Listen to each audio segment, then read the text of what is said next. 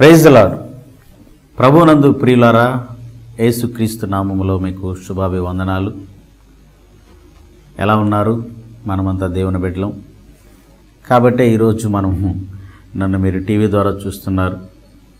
మిమ్మల్ని ఆత్మ సంబంధంగా నేను మిమ్మల్ని చూస్తున్నాను. అయితే ఒకరోజు మనమంతా పరలోకంలో ముఖాముఖి చూసుకుంటాం. ఇదే మన యొక్క నిరీక్షణ.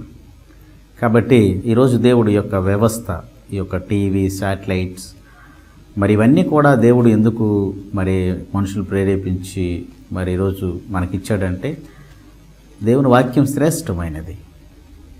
దేవుని వాక్యం మనకు మించినది ఏది ఈ భూమి మీద లేదు. దేవుడు తన ప్రజలతో మాట్లాడాలని ఎన్ని రకాల సాధనాలు మనకు కల్పించి ఉన్నాడు. ఈరోజు రకరకాల టీవీలు ఈరోజు వచ్చాయి. కాబట్టి ఎక్కడ చూసినా మీకు దేవుని యొక్క వాక్యం పుష్కలంగా దొరుకుతుంది. అందుకని దేవుని వాక్యం సెలవిస్తుంది, అంత్యదినములో సర్వజనుల మీద నేను ఆత్మని కుమ్మరిస్తాను. ఈరోజు ఎక్కడ చూసినా దేవుని యొక్క వాక్యము, ఆత్మ కుమ్మరించబడుతుంది. విస్తారంగా ఎక్కడ చూసినా మీకు వాక్యం దొరుకుతుంది. ఎంతోమంది దైవజనులు, దైవ సేవకులు, సువార్థికులు, మరి లెక్కలేనంత మంది ఈరోజు మరి దేవుడు ఏర్పాటు చేసుకొని తన పొలం వాడుకుంటున్నాడంటే ఎంత గొప్ప ధన్యత మరి పూర్వీకులకు కూడా లేదు. అందుకే మరి ఇజ్రాయెల్ ప్రజలతో యేసుక్రీస్తు నన్ను చూడాలని అబ్రహాం అనుకున్నాడు, మోషే అనుకున్నాడు. మరి నన్ను చూడలేకపోయారు. చూస్తున్న మీరు ధన్యులు అన్నాడు. మరి మనకంటే కూడా మరి పేతురు, యాకోబు, యోహాను, అంద్రియ, అప్పుడున్న గలిలియా వాస్తవులు కావచ్చు, మరి వారంతా కూడా అప్పుడు యేసుక్రీస్తు ప్రభువుని ముఖాముఖిగా చూశారు. ఎంత ధన్యులు! ప్రజలు ఆయనతో కలిసి భోజనం చేశారు, ఆయనతో జీవించారు, నివసించారు. ఆయన చేసిన మహత్కార్యాలు, అద్భుత కార్యాలు కళ్ళారా చూశారు. అందుకని యోహాను అన్నాడు, మేము ఈ దేన్ని తాకి చూచాము, మా కన్నులు దేన్ని చూచినవు, దేన్ని మేము స్పృశించాము, దానిని మీకు చెప్పుచున్నామన్నాడు. ఎంత గొప్ప ధన్యత వారికి! మరి ఈ అంత్య దినాల్లో మనకు గొప్ప ధన్యత ఏంటంటే, మీరు ఎక్కడికి పోయినా విస్తారముగా ఈరోజు వాక్యం దొరుకుతూ ఉంది. ప్రియమైన సహోదరి సహోదరు, అందుకనే చాలామందికి ఈ రోజుల్లో వాక్యం యొక్క విలువ కూడా తెలియడం లేదు. ఒకరోజు ఈ యొక్క వాక్యం దొరకదు, ఈ టీవీలు, ఈ సువార్తలు ఆగిపోతాయి. ఉన్నప్పుడే మనం సమకూర్చుకొని మనం దాచుకోవాలి మన హృదయంలో, దానిని అమరు వేసుకోవాలి. కాబట్టి నన్ను ఈరోజు నిలబెట్టి మరి నన్ను ప్రేరేపించి నన్ను ఆశీర్వదించి మరి నా ద్వారా ఖర్చు పెడుతూ మరి నన్ను వాడుకుంటున్నాడు. ఎందుకంటే ఆయన పని జరగాలి. నేను బాధపడినా, మీరు బాధపడినా, ఎవరు అడ్డుపడినా అది కాదు, కానీ ఆయన పని జరగాలి. ఆయన పని జరగడం అంటే ఆయన వాక్యం బోధించాలి. కాబట్టి మనుషులు నిద్రపోనివాడు, నన్ను నిద్రపోనివ్వడం లేదు. చాలామందికి మరి వాళ్ళు మరి ఏ విషయాలు ఆలోచించుకుంటారేమో కానీ నిద్ర పట్టకుండా. బట్ నా ఉద్దేశం, నా విషయంలో మాత్రం నాకు దేవుని యొక్క విషయాల గురించి నిద్ర పట్టదు. ప్రైజ్లా ఇలా దేవుని వాక్యం ఎలా చెప్పాలి, ఈ ఆల్బమ్ ఎలా చేయాలి, మీటింగ్స్ ఏది సంపాదించాలి, అయినా లేవు కానీ దేవుని గురించి. కాబట్టి ఈరోజు మీరు ఈ టీవీ ద్వారా ఈ వాక్యాన్ని వింటున్న మీరు ఎంతో ధన్యులండి. ఎందుకంటే మీకు ఎన్నో పనులు ఉన్నాయి, వాటి అన్నింటినీ పక్కన పెట్టి ఈరోజు ఈ వాక్యం వినాలి, ఈ దైవజనుడు ఈరోజు నాతో దేవుడు మాట్లాడతాడు ఈ దైవజనుడు ద్వారా అనే ఒక విశ్వాసంతో మీరు ఈరోజు ఈ యొక్క శాంతి టీవీ ద్వారా మీరు చూస్తున్నారు. మీరు ఎంతో ధన్యులు. కాబట్టి ఈరోజు మనకు దేవుడు అనుగ్రహించిన వాక్యాన్ని మనం ధ్యానించబోయే ముందు ప్రార్థన చేసుకుందాం. మహాపరిశుద్ధుడైన దేవా, నీకు స్తోత్రాలు. మరొక పర్యాయము మరి శాంతి టీవీ ద్వారా నీ బిడ్డలతో మాట్లాడుతూ మీరు కృప చూపారు.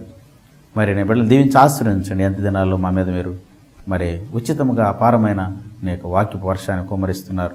మేము తింటున్నాం ప్రభువా. ఎంతమంది నాయన తినడం లేదు, దొరకడం లేదు, దొరికినా తినడం లేదు. మరి తింటున్నాం మీరు నాయన, మేము ధన్యులమి. మరి ప్రభువా, ఎవరైతే వింటున్నారో వారి ధన్యులు. ఒకరోజు ప్రభువా ఈ ధన్యత వరకు తెలుస్తుంది. కాబట్టి ఈ దినమున మరొక పర్యాయం నన్ను అభిషేకించి ఆశ్రయించి మరి నాలో మీరుండి నీ బిడ్డలతో మాట్లాడండి. ఈరోజు మాకు అనుగ్రహించిన వాక్యాన్ని మీరు ప్రభా విరిచి మరి ప్రభా 5 రొట్టెలు 2 చేపలుగా నీ బిడ్డకి తినిపించి వారిని తృప్తిపరచండి. మరి కానాని వివాహంలో ఏ రీతిగా నీటిని ద్రాక్షరసముగా రుచిగా మార్చావు, ఈ వాక్యంలో ప్రభా నీ యొక్క కృప నుంచి రుచి చేసి నీ బిడ్డలు తిని మరి బలం పొందుకొని నీ రాకడ కొరకు నిలబడటకు, ఎత్తబడటకు వారికి కావలసిన బలము, ఆత్మ సంబంధన బలము దయచేయమని మరొకసారి మరి ప్రభువును నీ చేతులకు అప్పచెప్పుకుంటూ యేసు అతి పరిశుద్ధ నామములో ప్రార్థించుచున్నాను పరమ తండ్రి. ఈ దినమున దేవుడు మనకు అనుగ్రహించిన వాక్య భాగము అపోస్తలుడైన పౌలు గలతీయులకు రాసిన పత్రిక 2:20. నాకు పౌలు అంటే చాలా ఇష్టం, మరి దేవుని కూడా చాలా ఇష్టం. పాత నిబంధన గ్రంథంలో దావీదు అంటే ఇష్టం, క్రొత్త నిబంధనకు వచ్చేటప్పటికి నాకు పౌలు అంటే ఇష్టం. పౌలుని బహుబలముగా దేవుడు వాడుకున్నాడండి. మనకి ఏ అనుమానాలు ఉన్నా పౌలు పత్రికల్లో క్లియర్ అయిపోతాయి. ఒక సేవకుడు కావచ్చు, ఒక విశ్వాసి కావచ్చు, కుటుంబస్తులు కావచ్చు, ఏది ఎలా జీవించాలి దేవుని వాక్యానుసారంగా, మరి అనుమానాలన్నీ కూడా భాషల గురించి, మరి విగ్రహారాధన గురించి, మరి ప్రతిదీ కూడా మరి పౌలు తన యొక్క లెటర్స్ ద్వారా మరి ఎప్పుడో 1000 సంవత్సరాల క్రితం రాసిన యొక్క మరి వాక్య భాగాలు ఈరోజు జీవం పోసుకొని మనకు బలపరుస్తున్నాయంటే నిజంగా పౌలు ఎంత ధన్యత కలిగిన వాడు. నీతిమంతుని జ్ఞాపకం చేసుకున్నట్టు ఆశీర్వాదకరం. ఈరోజు మనం పౌలుని జ్ఞాపకం చేసుకుంటున్నాం. పౌలు రాసిన లెటర్ ఒకసారి ఈరోజు చదువుకుంటున్నాం. గలతీయులు రాసిన పత్రిక 2వ అధ్యాయము మరి 20వ వచనము. నేను క్రీస్తుతో కూడా సిలువ వేయబడి ఉన్నాను, ఇకను జీవించువాడును నేను కాదు, క్రీస్తే నా యందు జీవించుచున్నాను. నేనిప్పుడు శరీరమందు జీవించుచున్న జీవితం నన్ను ప్రేమించి నా కొరకు తన్ను తాను అప్పగించుకున్న దేవుని కుమారుని అందలి విశ్వాసం వలన జీవించుచున్నాను.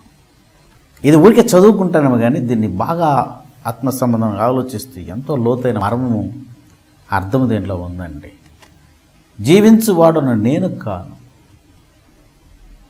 క్రీస్తే నా యందు జీవించుచున్నాడనే మాట చాలా అద్భుతమైనది.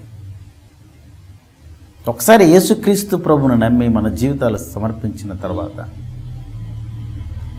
ఇంకా మనముగా జీవించే ప్రజలా, ఎదుగో నేను తలుపు తడుతూ ఉన్నాను, ఎవరన్నా తలుపు తీస్తే అతను నాతో, నేను అతనితో కలిసి భోజనము చేస్తామని వాక్యం సెలవిస్తాం. ఎవరైతే ఆయన్ని తమ లోనికి ఆహ్వానిస్తారో వారి కళ్ళు వారివి కాదు, వారి చేతులు వారివి కాదు, వారి దేహం వారిది కాదు. నిజంగా యేసుక్రీస్తు ప్రభు వారిలో జీవిస్తే. రెండవ మాట, నేను సిలువ వేయబడి ఉన్నాను క్రీస్తుతో కూడా. నేను క్రీస్తుతో కూడా అద్భుతాలు చేస్తున్నాను రాయలేదు. ప్రజలా, క్రైస్తవులంటే సిలువ వేయబడిన వారు. చేతుల్లో మేకులు, కాళ్ళల్లో మేకులు, మరి తల మీద ముళ్ళ కిరీటం, అవి ఆ రోజు భౌతికంగా వేశారు యేసుక్రీస్తు ప్రభుకి. ఈరోజు మనం శుభ్రంగా డ్రెస్ వేసుకున్న మనం సిలువ వేయబడ్డాం. అందుకని 10వ అధ్యాయం మత్తయి సువార్తలో యేసుక్రీస్తు ప్రభు ఉంటాడు, ఎవడైనాను తన సిలువ ఎత్తుకుని నన్ను వెంబడించకపోతే వాడు నా వాడు కాడనేసి. ప్రజలా, మనం ఈ లోకానికి మురికిగా ఉన్నాం, మనం లోకం నుంచి వెలివేయబడ్డాం. కొన్ని సందర్భాల్లో లోకం మనం పెట్టిన బాధలు బట్టి మనం ఇబ్బంది పడొచ్చాము. బాధపడాల్సిన అవసరం లేదు, ఎందుకంటే మనం సిలువ వేయబడ్డాం. ఈ లోకం మందు కాదు. కొన్ని సందర్భాల్లో మీకు ప్రమోషన్లు రాకపోవచ్చు, రాజకీయాలు జరగవచ్చు. కొన్ని సందర్భాల్లో మరి ఇతరులకు పనులు జరుగుతుండొచ్చు, మరి అవిశ్వాసులకి, అన్యులకి, బట్ నీకు జరగకపోవచ్చు. నేను ఒకసారి బండి లైసెన్స్ కోసం నేను ట్రై చేశాను. ఎల్ఎల్ఆర్ అప్లై చేసిన తర్వాత దాన్ని తీసుకోవడానికి చాలా ఇబ్బంది పడ్డాను. అది ఒకసారి ఫెయిల్ అయింది. అదేవిధంగా కారు రిజిస్ట్రేషన్ది అందరికి 2-3 రోజులు ఇస్తే నాకు కనీసం 3 వారాలు పట్టింది. ఇవొకటే కదా, చాలా పనుల్లో కొన్ని ఆటంకాలు ఎందుకు జరుగుతున్నాయి అని నేను ఆలోచించినప్పుడు మనము క్రీస్తుతో కూడా సిలువబడ్డాం. ప్రజలా, కొన్ని సందర్భాలు లోక సంబంధమైన పనులు మనకు త్వరగా జరగకపోవచ్చు, ఎందుకంటే ఆటంకాలు, ఇబ్బందులు, ఇరుకులు ఉంటాయి. దాన్ని బట్టి మనం అర్థం చేసుకోవచ్చు మనము సిలువ వేయబడిన వారము. ప్రైజ్ లార్డ్, హల్లెలూయా. గలతీయులు రాసిన పత్రిక 3వ అధ్యాయం 26వ వచనంలో, క్రీస్తు యేసులోనికి బాప్తిసం పొందుకునే మనము క్రీస్తుని ధరించుకుని ఉన్నాం. యేసుక్రీస్తునందు మీరందరూ విశ్వాసముల దేవుని కుమారులై ఉన్నారు. క్రీస్తులోనికి బాప్తిసం పొందిన మీరందరూ క్రీస్తును ధరించుకుని ఉన్నారు. ప్రజలా, ఇప్పుడు మనం ఫీల్ కావాలి, మనం కాదు, మనలో క్రీస్తు ఉన్నాడు. ఒకవేళ అది అవమానమైనా ఆయనకి పోతుంది, అది ఘనత అయినా కూడా ఆయన. పౌలు ఊరికే రాయలేదు ఈ మాట. పౌలు బహుబలహీనుడు, తను చెప్పుకున్నాడు. 1 కొరింథీయుల రాసిన 9:22 వచ్చింది. ఇతరులకు ప్రకటించినంత నేను ఎక్కడ బర్షన్ అయిపోతానని నన్ను నల్లగొట్టుకుంటున్నాను అన్నాడు. పౌలు ఎంత బలవంతుడు, అంత బలహీనుడు. నాలో నుంచి ముళ్ళు తీసే అన్నాడు. నో ఉండి అని చెప్పాడు యేసుక్రీస్తు ప్రభు. నిజమైన క్రైస్తవుడు, నిజమైన దైవ సేవకుడు తన జీవితంలో ఏది జరిగినా అది గొప్ప పని కావచ్చు, దేవుడే అనాలి. ఎప్పుడైతే ఒక అద్భుతం, ఒకవేళ మనం ప్రార్థన చేస్తే స్వస్థత జరగవచ్చు, ప్రార్థన చేస్తే మరి ఉద్యోగాలు రావచ్చు, ప్రార్థన చేస్తే పిల్లలు పుట్టచ్చు, ప్రార్థన చేస్తే దయ్యాలు వెళ్ళగొట్టబడవచ్చు.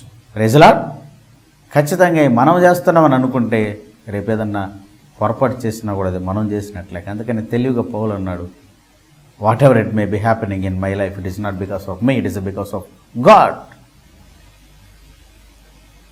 నన్ను ఎవరిని అడుగుతారయ్యా, మీరు ప్రార్థన చేసిన తర్వాత నాకు బాగైంది, దేవునికి వందనాలమ్మా, ఆయన గొప్ప దేవుడు అంటాడు. ఇమ్మీడియట్గా ఆ బెనిఫిట్ని నా మీద ఉంచుకోను, ఎందుకంటే నా మనసు ఒప్పుకోదు.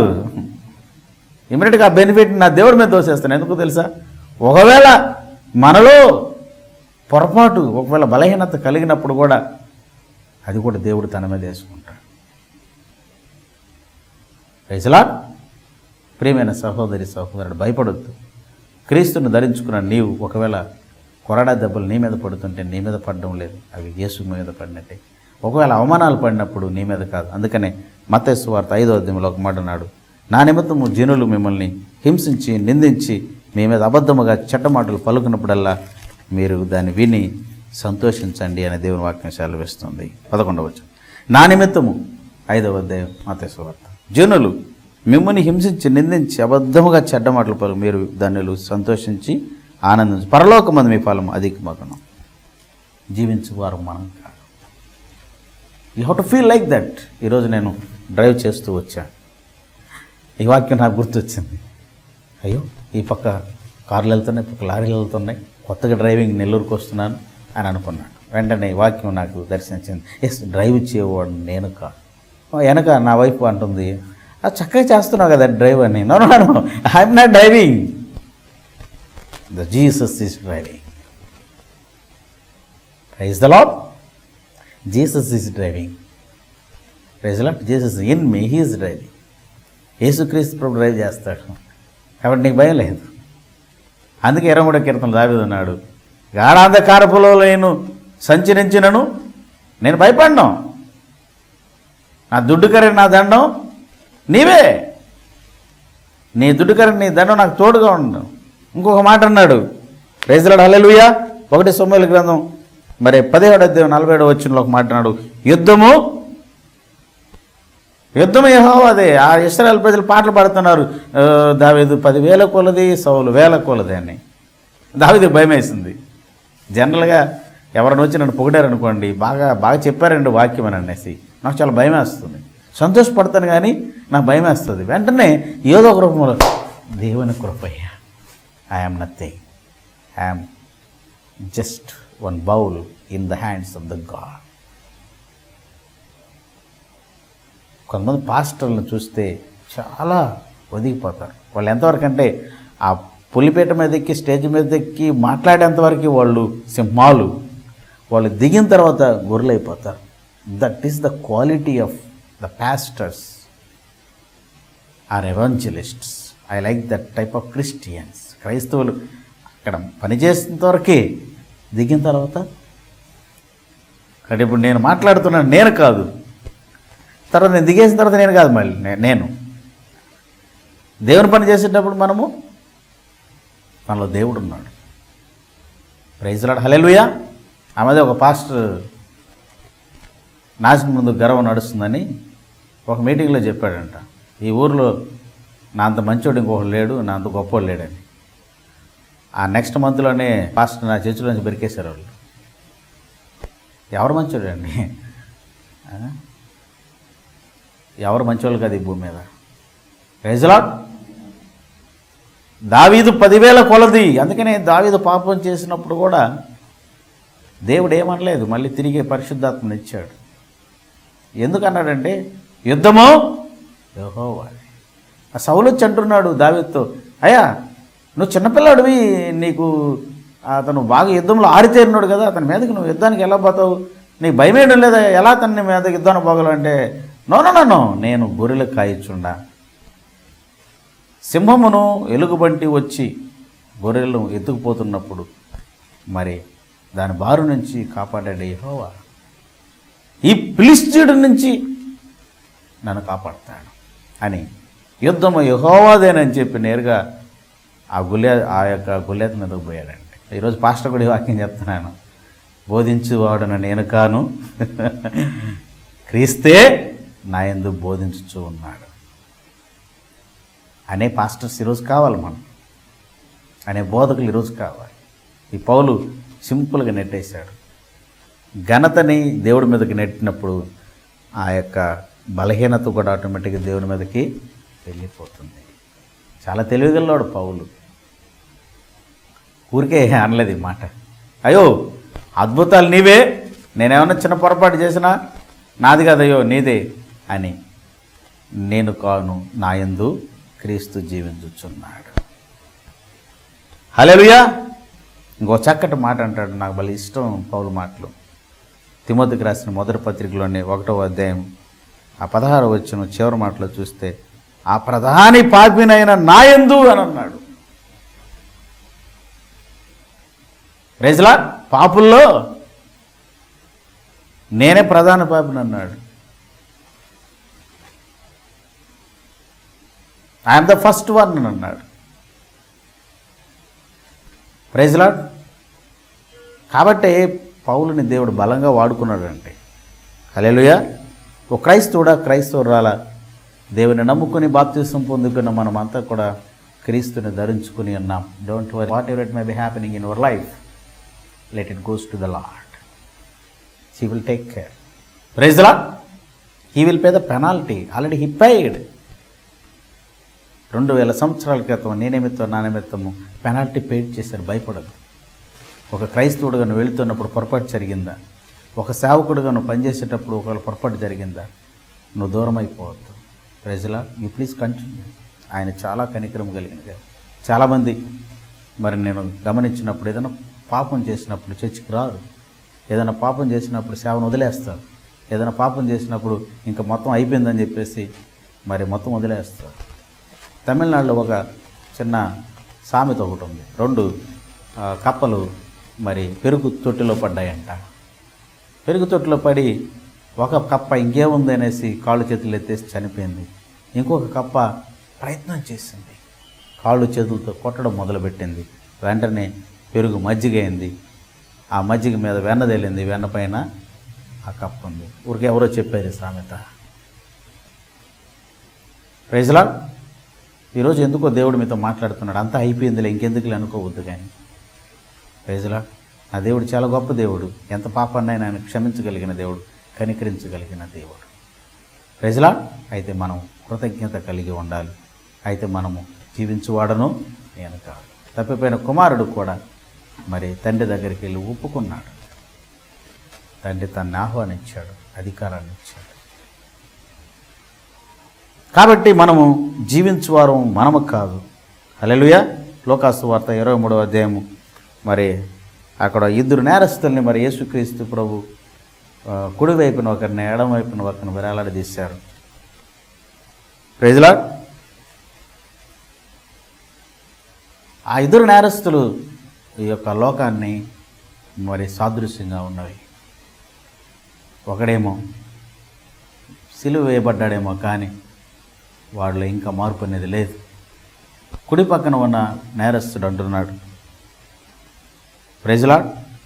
ఆ ఎడం పక్కన ఉన్న నేరస్తుడు యేసుక్రీస్తు ప్రభువుని దూషిస్తున్నాడు. ఏమని?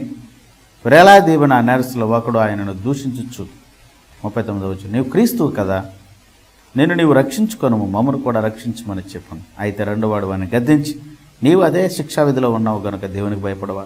మనకైతే ఇది న్యాయమే, మనము చేసిన వాడికి తగిన ఫలం పొందుచున్నాము కానీ ఈయన ఏ తప్పిదము చేయలేదని చెప్పి ఆయన చూచి, యేసు నీవు నీ రాజ్యముతో వచ్చినప్పుడు నన్ను జ్ఞాపకము చేసుకున్నామని. Praise lord. అతనుకున్న గొప్ప ధన్యత ఏంటంటే క్రీస్తుతో కూడా సిలువ వేయబడడం. అతనుకున్న గొప్ప ధన్యత అర్థం చేసుకున్నాడు. ఈ రోజు వరకు మీరు నమ్ముతలేదు, ఏది కూడా దేవుడిని నేను పలాంది కావాలి లోక సంబంధంగా అడగలేదు. But it is coming. దేవుడు ఇస్తూ ఉన్నారు. మీరు క్రీస్తుతో కూడా లేపబడిన వారైతే పైన వాటిని వెదకుడైన దేవుని వాక్యము సెలవుస్తుంది. ప్రియమైన సహోదరి సహోదరు, కొలస్సీయులకు రాసిన 3వ అధ్యాయం 1వ వచనం. యేసుక్రీస్తు ప్రభుతో సిలువ వేయబడడం, ఆ కుడివైపున నేరస్తుడుకున్న గొప్ప ధన్యత. Praise Lord. నీవు నీ రాజ్యముతో ఉంచడం నన్ను జ్ఞాపకం చేసుకుంటే నేడే నిశ్చయముగా నీవు నాతో కూడా పరదైసులో ఉంది. కాబట్టి అవమానాలైన, నిందలైన, బలహీనతలైన దేవుడి మీద తోసేయండి, ఘనతలైన దేవుడి మీద తోసేయండి. ఆయన భరిస్తాడు. కాలువలన్నీ, డ్రైనేజ్ కాలువలన్నీ ఎక్కడ కలుస్తాయి? సముద్రంలో కలుస్తాయి. సముద్రం ఎంత మురికిని భరిస్తూ ఉంది. దేవుని ప్రేమ సముద్రం అంతా గొప్పది. ప్రజల మన పాపాలన్నింటినీ మరి తొక్కేయడానికి, అవి కనబడనీయకుండా చేయడానికి ఆయన రక్తము సముద్రం అంతా గొప్పది. నువ్వు చేసిన అపరాధములను బట్టి, అయా నేను నీతో కూడా సిలువ వేయబడును అన్నప్పుడు మరి ఆయన ఆ యొక్క నేరాన్ని తన మీద వేసుకుంటాడు. అందుకని పౌలు చక్కటి మాట చెప్పాడు, నేను జీవించువాడు నేను కాదు. దేవుని నమ్ముకున్న ప్రతి ఒక్కరు, దేవుణ్ణి ధరించుకున్న ప్రతి ఒక్కరు మరి వారు కాదు జీవించేది. హల్లెలూయా. క్రీస్తే వారి యందు జీవించాలి. Praise lord. హల్లెలూయా. పౌలు ద్వారా దేవుడు ఎన్నో అద్భుతాలు చేశాడు. Praise lord. 19:6 వచనంలో మరి పౌలు మరి చేతులు ఉంచినప్పుడు అనేక మంది పరిశుద్ధాత్మను పొందుకున్నారు. మరి పౌలుని ఎంత బలంగా వాడుకున్నా, పౌలు చేత ఎన్ని అద్భుతాలు చేయించినా మరి పౌలు చివరికి ఒకే మాట అన్నాడు, చేసిన వాడని నేను కాదు, అన్నీ నా దేవుడే చేశాడు. కాబట్టి మనం దేవుడికి మన జీవితాన్ని సమర్పిస్తే, it may B negative, it may B positive, everything it will go to the God. మరి అన్ని అద్భుతాలు జరిగినప్పుడు మాత్రం నేనని, మరి నష్టాలు జరిగినప్పుడు దేవుడు చేశాడనే విషయం కాదు. ప్రజలా అది నష్టమైనా, అది లాభమైనా, అది బలహీనత అయినా, అది ఏదైనా కావచ్చు, క్రీస్తుతో కూడా మనము సిలువ వేయబడాము. Don't worry. ప్రజలా మరి తర్వాత మనమంతా పరదేశంలోకి వెళ్తాం. మనం నేరస్తులమే. హల్లెలూయా. మనం ఖైదీలమే, లోకానికి మరి మురికిమి. క్రీస్తుతో కూడా సిలువ వేయబడిన వారం, గొప్పవాళ్ళం కాదు మనం. ప్రైజ్లా. కాబట్టి ప్రియమైన సహోదరి సహోదరు, ఏ స్థితిలో ఉన్నావు ఈ మాట నువ్వు చెప్పుకొని దీని ప్రకారం ఫాలో అన్ని దేవుడు భరించుకుంటాడు. అది బలహీనత కావచ్చు, అది బలము కావచ్చు, అది అద్భుతం కావచ్చు, అది నష్టం కావచ్చు, అది ఏమన్నా కావచ్చు, భూమి మీద దేవుడు మనకిచ్చిన జీవితం మొత్తము ఆయనదే.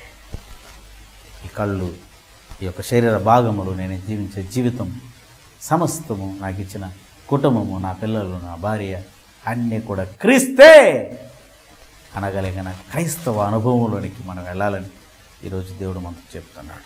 ఏదో జీవిస్తున్నావు బట్ నువ్వు కాదు, ఏదో ఉద్యోగం చేస్తున్నావు నువ్వు కాదు, ఏదో మరి పిల్లలు కంటున్నారు మనం కాదు, ఏదో మరి బిజినెస్ కలిగి ఉన్నాం మనది కాదు, ఏదో ఇల్లు కలిగి ఉన్నాం మనది కాదు, డ్రైవింగ్ చేస్తున్నాం మనం కాదు, నడుస్తున్నాం మనం కాదు, నిందలు పడుతున్నాం మనము కాదు, అవమానాలు పడుతున్నాం మనము కాదు. ఒకప్పుడైతే భయపడేవాడిని, బట్ ఈరోజు నేను దేవుడి సేవ చేస్తున్నాను కాబట్టి నాకుండా ఒక ధైర్యం, ఏం జరిగినది నాది కాదు, అది దేవుడిదే. హల్లెలూయా. అది ఏదైనా కావచ్చు. ఈ యొక్క మాటలో ఇంత మంచి అర్థం ఉంది ప్రియమైన సహోదరి సహోదరు. కాబట్టి నేను దేవుని సేవ చేస్తున్నప్పుడు ఎన్ని అద్భుతాలు జరిగినా కానీ, ఎవరు ఏది అడిగినా కానీ అవి మొత్తం దేవునివే అంటాం. కాబట్టి ఆ సమయంలో మనం ఏదైనా ఒకవేళ పొరపాటు జరిగినా, బలహీనత ఉన్నా అది కూడా దేవుని మీదకి వెళ్తుంది. ఈ వాక్యం ద్వారా మీరు ఆదరించబడ్డారని, ఈ వాక్యంలో ఉన్న పరమార్థాన్ని మీరు గ్రహించారని నమ్ముచున్నాం. కళ్ళు మూసుకొని ప్రార్థన చేసుకున్నాం. మహాపరిశుద్ధుడైన దేవా, క్రీస్తు కూడా నేను సిలువ వేయబడినాను పౌలు మాటలు ఈరోజు మాకు ఎంతగానో ధైర్యాన్ని ఇచ్చి, అవును ప్రభువా మేము భయపడుతూ ఉన్నాం నైనా ప్రభా, కొన్ని సందర్భాల్లో అనేక మంది మరి బలహీనపడినప్పుడు చర్చికి రాకుండా నీ సన్నిధి నుంచి దూరం అయిపోయి మరి ఇసుకరైతే ఏదోలాగా ప్రభువా మరి నాయన దూరం అయిపోతున్నారు. ఇసుకరైతే ఏదో ఒకవేళ చివరిలో మరి వచ్చి నీ దగ్గర సాగిలిపడి ఉంటే ఆయన ఆ పాపాన్ని కూడా మీరు మీ మీద వేసుకునేవాళ్ళు. అయితే తను ఇంకా లాభం లేదని ప్రభు తను తాను ఆయన మరి చంపుకున్నాడు. ఈరోజు కూడా చాలామంది క్రైస్తవులు తమ్మును తాము చంపుకుంటున్నారు. ఇంకేమంతా అయిపోయింది, తప్పు చేశాను అనుకున్నారు. నువ్వు ఏ తప్పునైనా నువ్వు క్షమించగలిగిన దేవుడు. అయితే మేము అనాలి, జీవించేవారు మేము కాదు, క్రీస్తే మా ఇంట్లో జీవిస్తున్నారని. ఈ యొక్క వాక్యం ఏంటన్న ప్రతి ఒక్కరి దయచేయండి. మేము మందిరము కలిగి ఉన్నాం, మాది కాదు. మేము అనేక మంది విశ్వాసులు కలిగి ఉన్నాం, మాది కాదు. ఈ పరీక్షలు నాది కాదు, ఈ అద్భుతాలు నాది కాదు అని అన్నప్పుడు ఆటోమేటిక్గా ఒకవేళ ఏదైనా బలహీనతలో ఉన్న, ఒకవేళ చిన్న పొరపాట్లు జరిగినా అవన్నీ కూడా నావి కాదు అనే అర్థం వస్తుంది. కాబట్టి మరి వాక్యం ద్వారా ప్రభా పాస్టర్స్ ఉంటే పాస్టర్స్, విశ్వాసులు, క్రైస్తవులు ఈ వాక్యం ద్వారా ప్రభా బలపడాలని, నాయన నీ సన్నిధి నుంచి దూరం అయిపోకుండా నువ్వు ఎంత నాయన పొరపాటు చేసినా నేను నీ దగ్గర వచ్చితే నువ్వు క్షమించగలిగిన దేవుడు, కనికరించగలిగిన దేవుడు కాబట్టి ఎందుకంటే మేము జీవించేవారు మేము కాదు. కాబట్టి ఈ మాటల ద్వారా నీ బిడ్డల్ని దీవించి ఆశ్రయించమని బలపరచమని యేసు అతి పరిశుద్ధ నామములో ప్రార్థిస్తున్నాను పరమ తండ్రి. వాక్యం విన్నారు కదా, ఈ వాక్యం మీకు ఆశీర్వాదకరంగా ఉంటే మరి మీరు మాకు తెలియచేయండి. అనేక మందికి పరిచయం చేయండి. తద్వారా మరి ఈ పరిచర్య విస్తరించబడాలని మరి మీ వంతు కూడా ప్రార్థన చేయండి, సహకరించండి. దేవుడు మిమ్మల్ని దీవించి ఆశీర్వదించుగాక. God bless. ప్రేమా ప్రేమా నీ కల్వరి ప్రేమా, ప్రేమా ప్రేమా నీ మరువలేని ప్రేమా.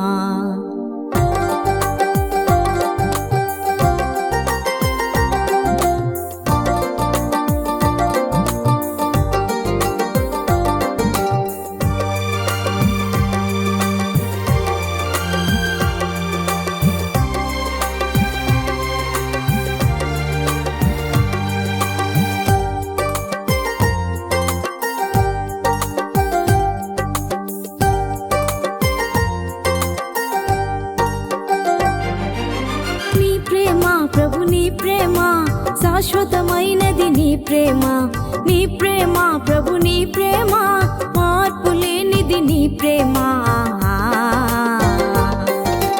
నీ ప్రేమ ప్రభు నీ ప్రేమ శాశ్వతమైనది, నీ ప్రేమ నీ ప్రేమ ప్రభు నీ ప్రేమ మార్పు లేనిది, నీ ప్రేమ.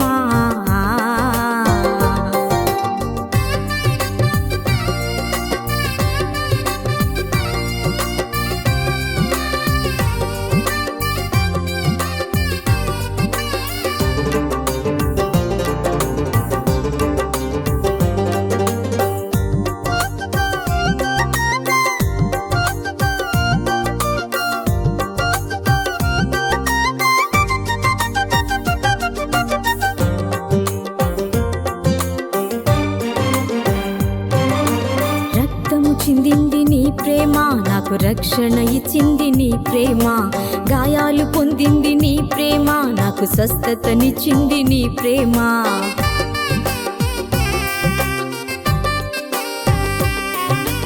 రక్తము చిందింది నీ ప్రేమ, నాకు రక్షణ ఇచ్చింది నీ ప్రేమ, గాయాలు పొందింది నీ ప్రేమ, నాకు స్వస్థతనిచ్చింది నీ ప్రేమ.